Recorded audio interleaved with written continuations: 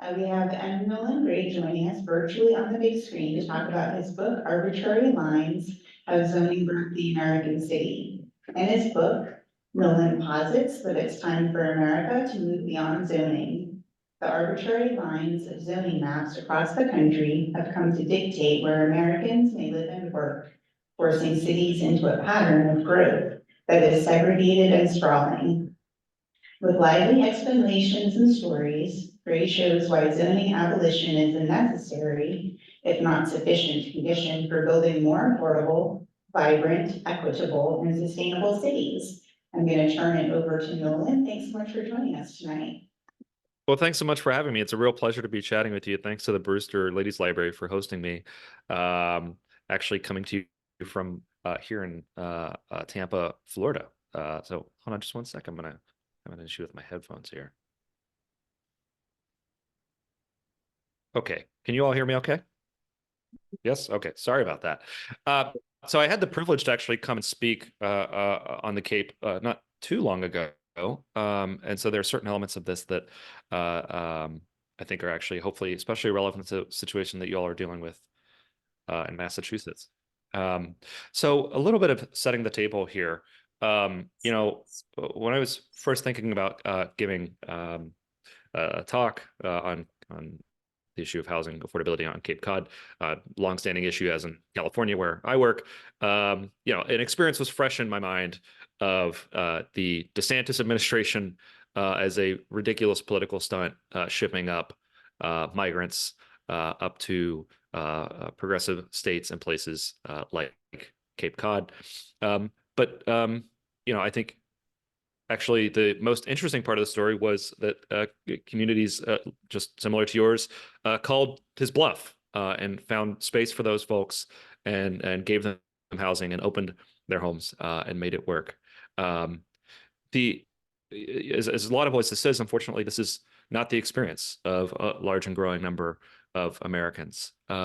Because of our acute and growing housing shortage, a larger and larger share of Americans are either forced to go without housing altogether, especially in very affluent areas with a lot of tourism and seasonal work and extremely high home prices, folks sleeping in cars, folks living sleeping on couches, or folks having to undertake what are called super commutes, which might sound good, but trust me, you don't want a super commute. This entails commuting over an hour both ways, spending your life in your car and you know, having very little time to spend with your family, with your friends, taking classes, cultivating your hobbies.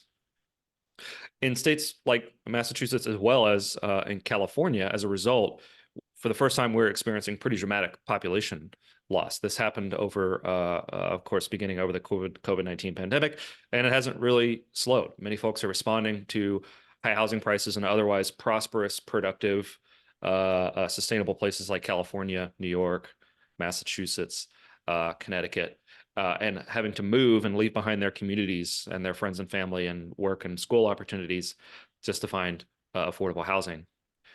And to the extent that our shared communities still grow, a lot of this growth is horizontal and locked in a form that is perhaps the least environmentally and fiscally sustainable. We have the room to accommodate folks, but we don't. And the question I was trying to answer with the book is why? Why do we have this seemingly intractable crisis in some parts of the US to a lesser extent and others? And what do we do about it in any case? In the book, I argue that the status quo is basically broken. And this is a crisis that's at this point over 100 years in the making. Over the course of the 20th century, we undertook a grand experiment in assigning a permitted use and density to every single lot. And in the vast majority of contexts, we altogether banned certain forms of housing. So this is the municipal boundaries of Los Angeles. This is probably fairly typical of many large cities. Into your typical suburb, this is going to be even more true. Anything on this map here on the left that's shaded either dark pink or light blue, if you're colorblind, the darker shade will be the pink. In either shade, residential has been deemed allowed by our zoning codes. But in all of the pink areas, or 75%, the darker areas of this image, 75% of Los Angeles, and again, about 90 to probably 100% of your typical suburb, anything other than a single family home is illegal to build. townhouses, duplexes, cottage courts, small multifamily buildings, the types of housing that you see here on the right, the historically kept neighborhoods affordable as demand increased and prices went up, is altogether illegal to build.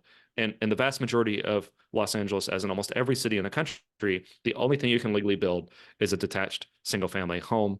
And of course, we know many folks are altogether priced out. Besides making a lot of forms of housing altogether illegal to build, we have zoning rules on the books that force the housing that is built to be even more expensive. So you have rather large minimum lot size rules that say if you want to be able to have a home here, you need to be able to afford a certain amount of land. The ability to determine who gets to live where is the ability to determine what type of housing is built where is the ability to determine who gets to live where. And so here you can see some minimum lot sizes from across Southeast Texas. Not a typical context that we would think of as having uniquely strict land use regulations. And if you look at the minimum lot sizes, they have fairly large minimum lot sizes that say, again, unless you can afford so much land, you're not allowed to live here. Now, in contexts where there's not water and sewer installed, and there can't be water and sewer installed, of course, there are health and safety considerations at play. But in places where there is water and sewer installed, these rules serve no function except to increase the cost of housing. And in many communities, certainly I used to work in New York, many communities in Long Island, for example, communities block water and sewer that would be necessary to add the additional housing. Another form of rules we have that increase the cost of housing are parking requirements, which say, regardless of what the consumer might want or what a developer thinks the person who will buy or live in the unit might want, you have to have so much off-street parking.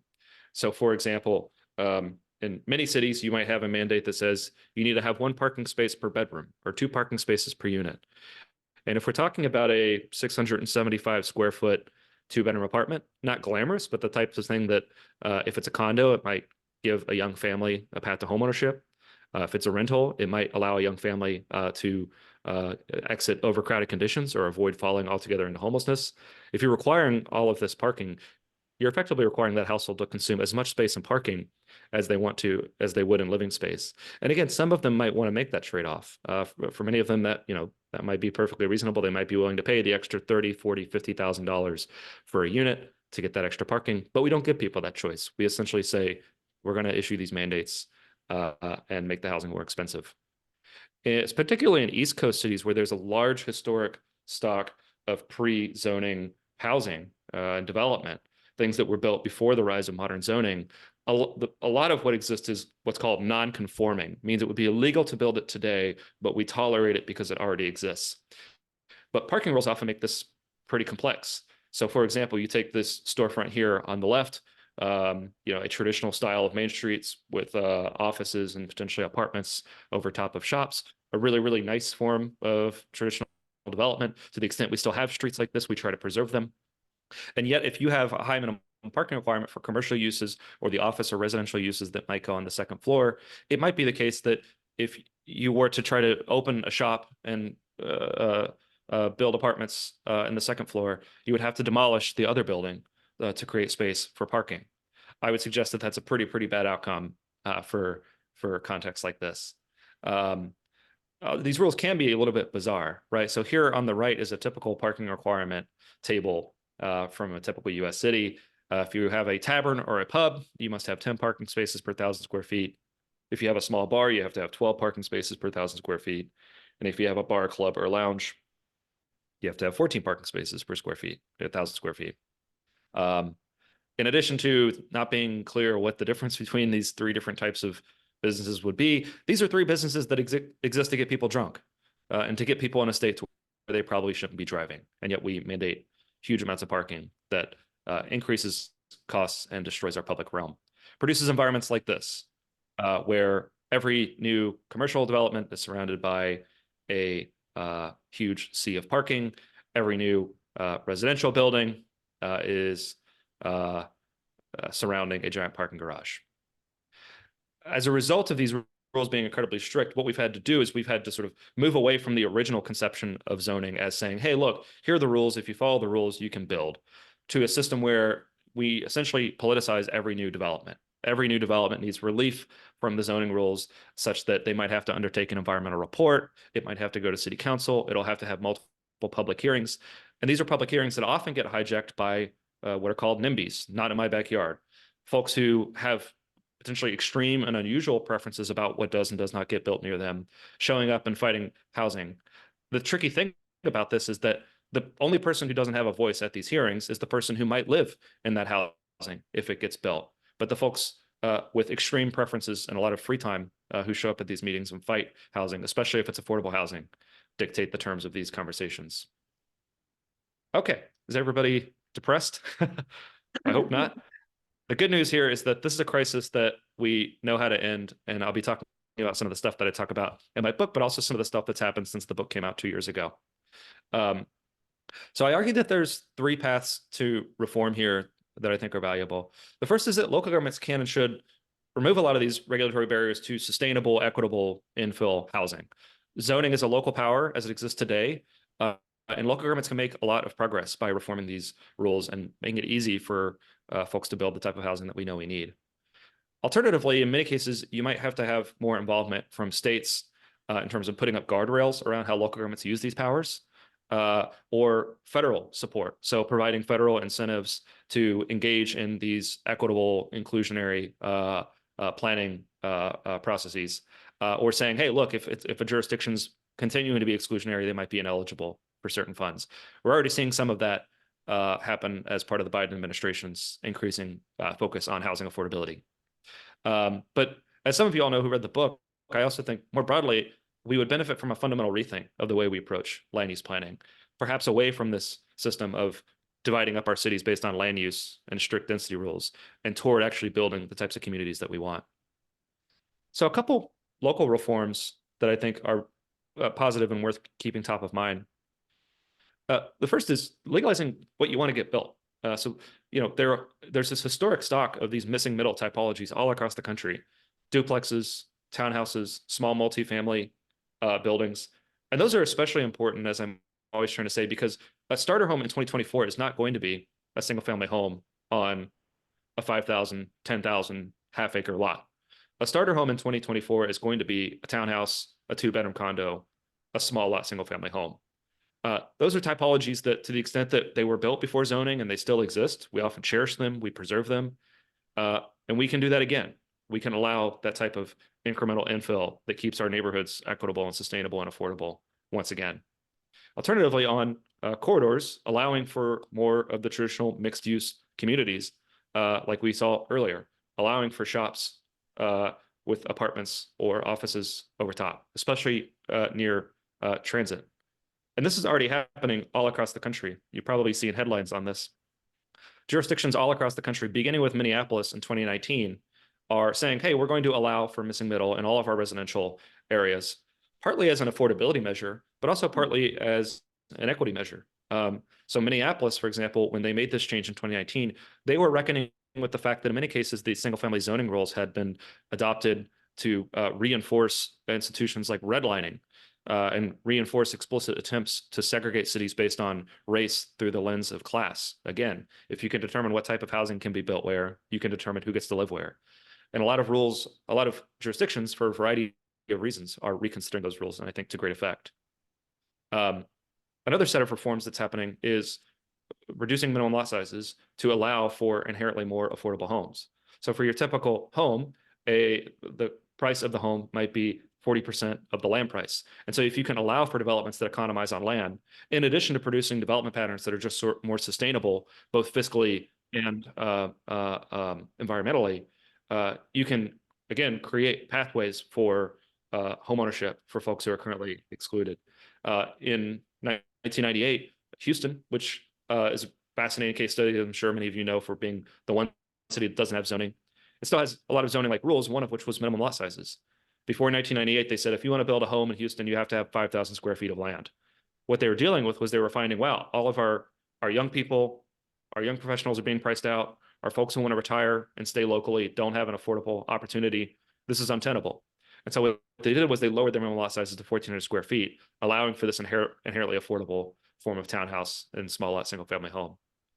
Other cities, for example, are doing this as well. Austin is reconsidering minimum lot size rules. Here I am this week in Florida. Gainesville is reconsidering these rules. There were bills introduced in Montana, and Arizona.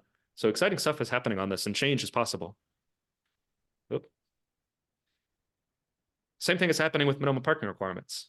Beginning in 2017, Buffalo, and then I think a couple weeks later, Hartford. Buffalo gets all the credit, but they basically did it at the same time. Both of these cities were saying, look, our downtowns are almost completely covered by parking lots, or they're filled with historic buildings that can't be adaptively reused because there's simply not as much parking as the zoning code demands. We don't have a crisis of not enough parking. We have a crisis of not enough housing and not enough adaptive reuse and not enough infill happening to revitalize our downtown. What these cities did was they eliminated their parking requirements citywide. And this is a reform that's taken off all across the country in a really remarkable way. Of course, it's important to be allowing for housing at all levels. We have a shortage of housing from workforce all the way down to folks who are coming out of shelters. And one of the things that I'm seeing that the cities that are making the most progress on addressing their homelessness crisis, they're building inherently affordable forms of housing. So single room occupancies. Historically, this was our housing safety net. It was a bedroom, maybe with a shared bathroom and a shared kitchen, where it's not glamorous again, but if nothing else, it was your way to stay sheltered. Over the last 100 years, our zoning policies made that illegal. We gradually demolished a lot of these properties, essentially leaving us without a stock of housing of last resort. But cities today are removing a lot of these rules to allow for this housing to be built once again. And it's especially important to allow this stuff to happen without needing a rezoning or a special permit, because if it's a discretionary process, it's a long extended process, which might imperil federal funding or state funding. And also, too, it's the type of project where folks are most likely to come out and oppose the housing from being built, even though we absolutely know that we need to be doing it and we need to be building it in an equitable way. An exciting thing that happened in California over the pandemic, for all the horrible things that happened in that year, was the city began purchasing old motels and hotels and turning these into permanent supportive housing for folks who are needed to get immediately sheltered in the middle of the pandemic. For very cheaply, these units were being purchased and then turned into permanent supportive housing for folks who had been hopping in and out of the shelter system, who now have a permanent home. Temporary hotel housing was turned into permanent hotel housing. Of course, that was valuable. You're also going to be building a lot of these units if we're going to sustainably address the crisis. I've talked a lot about changing the substance of zoning rules, but equally important is the process. So it's really, really important that, especially for affordable forms of housing or deed-restricted affordable housing, we have easy and reliable permitting processes that make it fairly predictable. You know, it's all well and good to say that something's legal or that a city would allow it, but if it's allowed only after, 6 months to 2 years of back and forth, after multiple public hearings, after a whole bunch of negotiated concessions, and after downsizing the project, is it really allowed? I would say not in a meaningful sense. What you're seeing a lot of jurisdictions do, especially including here in Los Angeles, where when Mayor Karen Bass took office, she adopted Executive Directive 1, saying, look, we have all this workforce and affordable housing that's fully compliant with the underlying zoning, and it's getting caught up in all of these endless processes. Let's just get it through. We have a housing crisis. We need to get these units built. And what we've seen is 16,000 new applications come in just over a 1-year period. Again, those are projects that are happening purely because we streamlined the process. We gave a little bit of extra density for projects that had an affordability component, and we let builders do their thing. Now, local reform, I think, is really, really exciting. And all across the country, there are cities and suburbs and small towns and counties that are adopting, I think, meaningful zoning reforms. But you're always going to have jurisdictions where there might not be a local politics around this issue. There might be a unified opposition to anything and everything being built. Or it might be the case that, for example, one city's doing a lot of things right and making it easier to build housing, but all of the cities around them are doing absolutely nothing. So one city ends up bearing the burden of addressing this crisis. And I would say that's not right. So I think another aspect to reform is that you're going to have a little bit more state involvement, putting up guardrails around commonly abused powers. So for example, when jurisdictions want to say, well, we're never, ever going to allow any affordable housing, or we're not going to allow any starter homes, or we're not going to allow any mixed income housing to be built, it's reasonable for the state to come in and say, hey, we're going to set up some basic parameters. And there already are certain things like this in Massachusetts, and we can talk about that maybe in the Q&A. One of the things that many states are considering is how mechanisms to ensure that every jurisdiction is allowing their fair share of housing, again, so that the brunt doesn't fall on one or two communities. And historically, to the extent that we have built housing, increasingly so much of it falls on marginalized communities where the risk of displacement is highest, as opposed to the higher opportunities that can actually add on new units. One of the most successful things we've done in California, there's not a lot of happy stories out of California housing, but this is one. In 2017, the state legalized accessory dwelling units statewide. And this was after decades of the state trying to get local governments to adopt workable ADU codes. But what you ended up getting was local governments would adopt an ADU ordinance, but then they would adopt it with a whole bunch of poison pills. They would say, oh, you have to have a lot size of 10,000 square feet.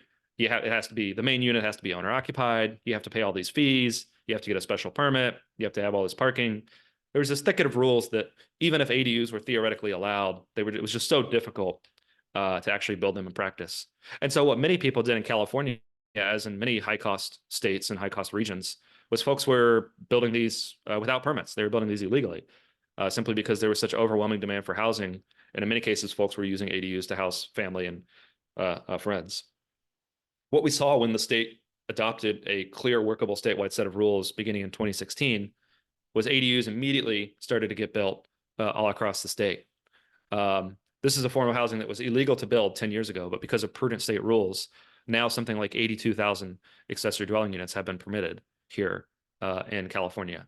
This is housing that provides homeowners with an additional source of revenue, that adds housing in neighborhoods that historically might not have added housing in 50 years or more, adds housing in a way that doesn't necessarily meaningfully disrupt the character of any particular neighborhood, and provides renters with an inherently affordable option, oftentimes in higher opportunity neighborhoods. It's a win-win-win, and something that I think we're going to see spread to more states. In California, we've taken a lot of different whacks at this issue to varying degrees of success. SB 9 attempted to allow duplexes and lot splits statewide, again, trying to revive that stock of missing middle housing, revive that stock of affordable starter homes.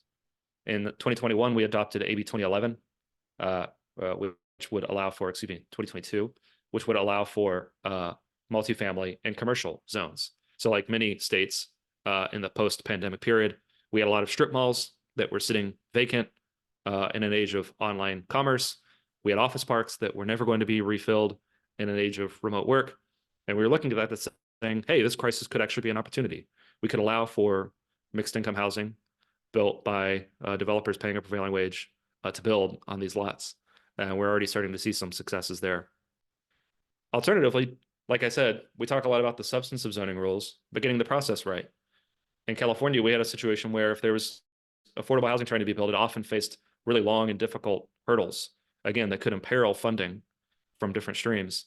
With SB 35 and SB 423, which was the renewal last year, we made it to where if these projects meet the underlying zoning standards, the approvals have to be ministerial. That means it has to be subject to objective standards. The process has to move quickly, and you can't hold these projects up forever. And that's really, really, really low-hanging fruit for addressing our housing crisis. Here's a graphic. We have a great artist, Alfred Chu, who does all this amazing work for us. All the different housing bills that were under consideration in California. And now we'll go through every single one. No, I'm kidding. But you can see, I include this graphic to stress that, one, there are a lot of different ways to approach this issue, and there are a lot of different aspects to this issue.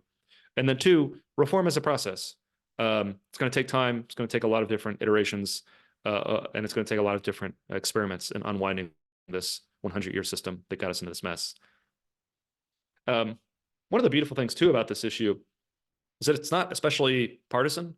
We live in such incredibly partisan, polarized, ideological times. This is an issue where you actually have red states and blue states alike adopting these reforms. In Utah, requiring that local jurisdictions adopt certain reforms to make it easier to build infill housing. In Washington, bills allowing duplexes and fourplexes in all residential neighborhoods. In Montana, bills legalizing accessory dwelling units statewide, or allowing for residential in all commercial areas statewide. Then back in a blue state nearby, in Connecticut, beefing up measures to make sure that housing is being built in an equitable way and at all income levels. We're even seeing some action on this at the federal level. So in Biden's big spending bill, there was what's called the baby grant. They call it baby because it ended up getting downsized from its original form. But this is a grant, $85 million discretionary fund to local governments who are trying to remove these obstacles to the housing that we need if we're going to get ourselves out of this crisis.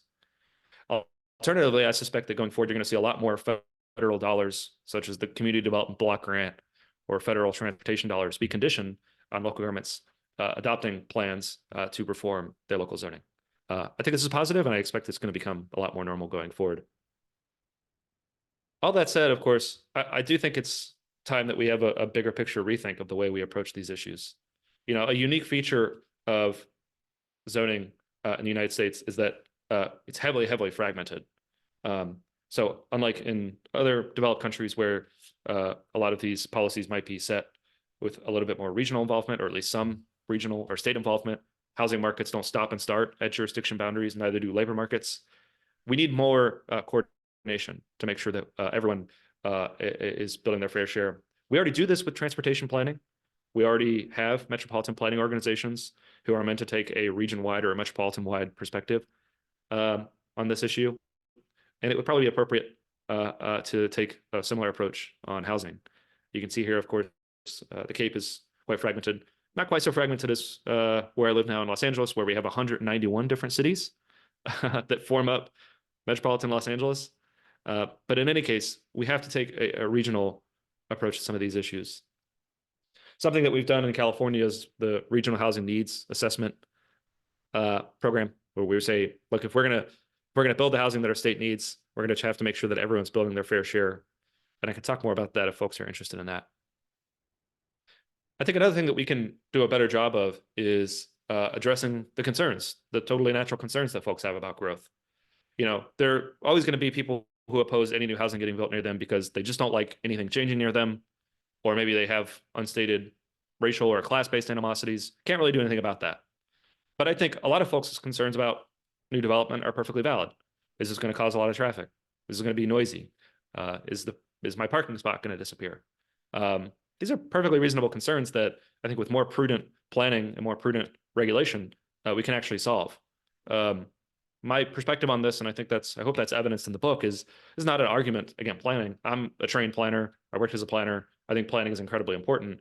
Indeed, I think to the extent that planning has been totally focused on zoning, I actually think it's distracted us from where we add real value.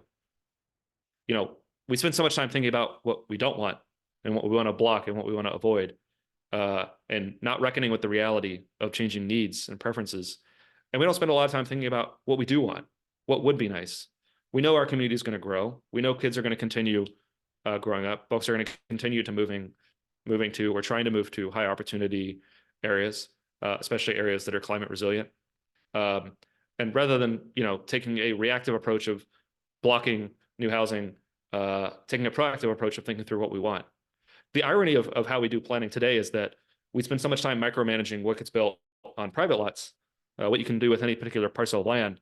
We spend very little time thinking about the actual public realm, you know, actually planning out streets, public spaces, steering growth away from environmentally sensitive lands, et cetera. And this is where I think when we talk about what does it look like actually to move away from a zoning approach to planning and moving, I think, back to a planning approach to planning, it's cases like Bastrop here in Texas, where they said, look, the growth is coming. It can either take the form of this winding development that's happening mostly in floodplains, that's gobbling up our natural areas, that's environmentally and fiscally unsustainable, or we can sit down and did what folks used to do for thousands of years, which is sit down, draw out a street plan, guide the growth away from environmentally sensitive areas, protect our natural areas, protect our areas of outstanding natural beauty, but then create a space for the growth that's going to be necessary to make sure that everybody has access to an affordable, decent home within a commute of good jobs and good educational opportunities. To my mind, that's where we should be going, and that's what really excites me. So a couple action items here. I hope everyone's inspired, if not to buy or rent my book from the library, to get involved on addressing housing issues in your community. So what can you do? If you're an elected official or commissioner, be the pro-housing champion that your community needs. When we survey folks, increasingly they say consistently, housing is the #1 issue. Housing and then homelessness are the two top issues increasingly. It's a beautiful issue, I say, because you get re-radicalized on it at the first of every month when you pay your rent, right? Housing is, in many cases, it's many households' #1 line item in their budget. And so to the extent that we can get this under control, I think you can be caring for the folks who you've been elected or appointed to serve. To fellow planners or to developers, you're the policy entrepreneurs that your community needs. Identify the reforms to create the forms of housing that your community needs to get back on track to affordability. In many cases, your local elected officials and your commissioners look to you as a trusted expert for people, for someone who can help them come up with solutions. And then finally, if you're an activist, which I hope includes almost everybody here on some level, ask all of the folks involved, all of those folks above, what are we doing on this issue? The status quo is increasingly unsustainable. We have more and more households spending 1/3 to half of their money on rent. We have more and more families falling into homelessness. We have more and more young families who have no path to homeownership whatsoever. The situation is unsustainable, and especially the elected officials and commissioners need to know they have your back to undertake some of the bold action that's going to be necessary. Go out and build the coalitions needed to actually put some of these reforms on stable footing, and keep fighting the good fight. You know, I always say, by way of closing here, I work on this issue not because I think it's especially,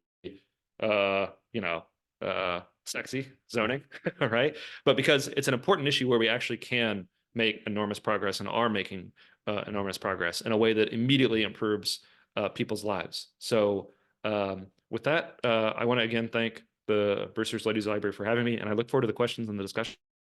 Thank you.